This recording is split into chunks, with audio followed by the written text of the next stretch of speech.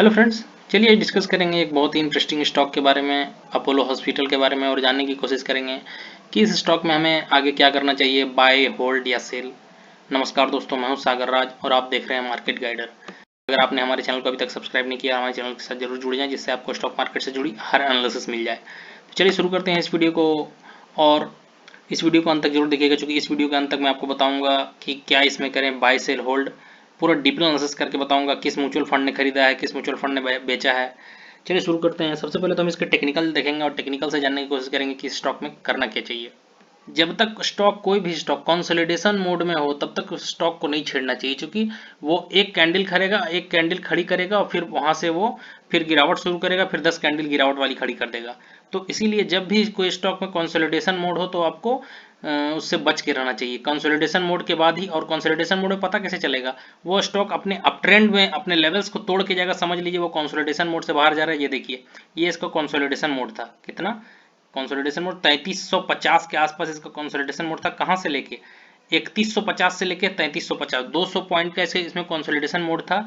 और देखिए जैसे ही इसने कंसोलिडेशन मोड को तोड़ा है, 3421, 3450 को जैसे ही इसने तोड़ा है, देखिए 3450-60 को जैसे ही तोड़ा है, हमें कहां तक के लेवल देखने को मिले, 3700 तक के लेवल देखने को मिले, यानी 300 पॉइंट की तेजी देखने को मिली। अब समझ रहे, 300 पॉइंट की तेजी कम नहीं होती है। यहीं से इसमें बुल रन की शुरुआत हुई। इस स्टॉक की बुल रन की शुरुआत हुई और फिर इस स्टॉक ने कभी मुड़ कर नहीं देखा। और आज देखिए ये कहां के लेवल को छू रहा है। इसके अगर हम टेक्निकल को एनालिसिस करते हैं, देखिए जब इसके चार्ट को हम देखते हैं डिटेल में, तो कहां तक के हमको लेवल देखने को मिल रहे हैं, देखिए।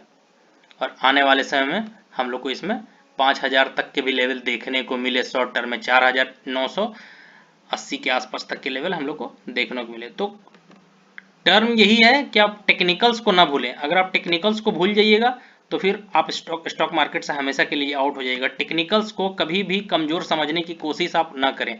देखिए इसका टेक्निकल साफ साफ कह रहा था कि 3700 के लेवल पे जब हम इसको बाय करते तो कितना अच्छा रिस्क रिवॉर्ड रेशियो बनता है। ये देखिए यहाँ से जैसे ही इसने ब्रेक किया, 3470, 3450 से 3460 जैसे ही लेवल ब्रेक किया, हमें 3700 तक के लेवल देखने को मिले। ये लेवल को जैसे ही ब्रेक किया, फिर यहाँ थोड़ा देर कंसोलिडेट किया, इसमें बहुत बड़े बुल रन की शुरुआत हुई। तो अब हम ये देखेंगे कि आगे क्या हो सकता है। तो ये देखिए इसमें बहुत बड़ी कैंडल बनी है, ये देखिए।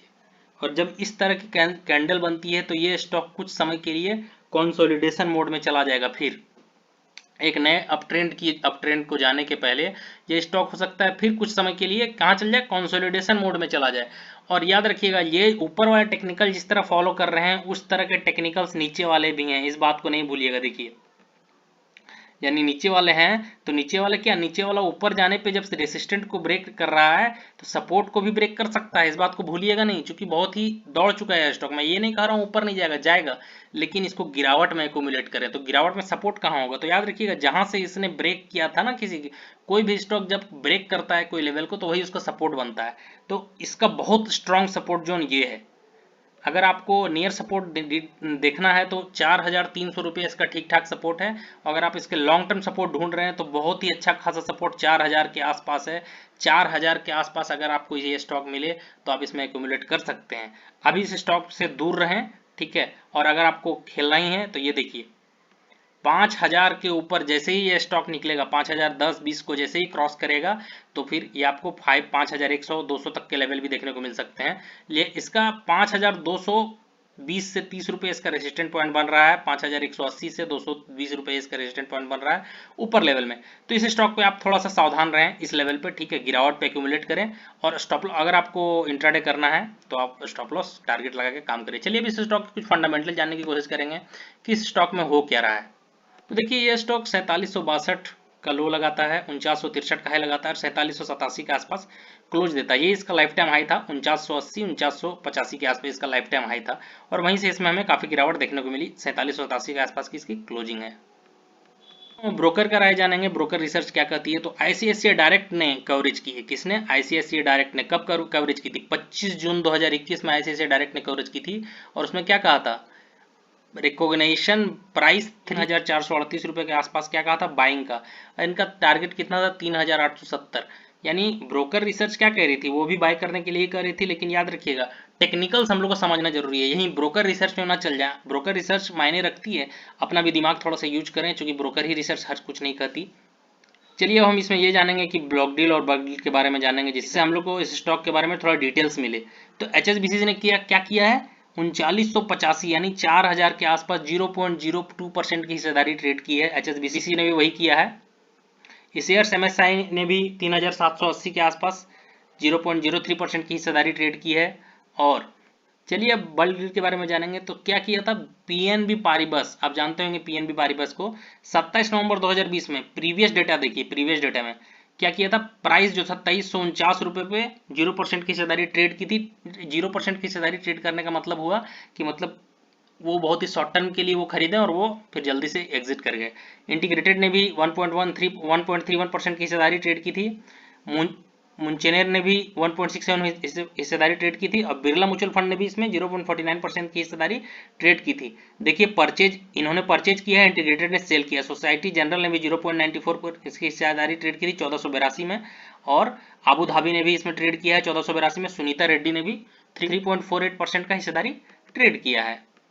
इनसाइडर ट्रांजैक्शन समरी, यानी इनसाइडर मतलब होता है वो ट्रेडिंग, जैसे आप सुनते हैं ना कि विसल ब्लोअर की इन्फॉर्मेशन, यानी इनसाइडर मतलब हुआ स्टॉक मार्केट से हट के बिना इन्फॉर्मेशन को दिए हुए कोई भी बड़े फंड उस स्टॉक को बेच देना, उसको इनसाइडर ट्रेडिंग कहते हैं। उस तरह के में हम देखते हैं कि इस स्टॉक में क्या किया था। PCR इन्वेस्टमेंट ने क्या किया, 18.93% की पोस्ट ट्रांजेक्शन होल्ड की है ट्रेड करके, यानी समझ रहे, प्रॉफिट भी बुक किया है और कुछ होल्ड भी किया है। 3883 यानी 4000 के आसपास, कितनी बड़ी क्वांटिटी है, ठीक है।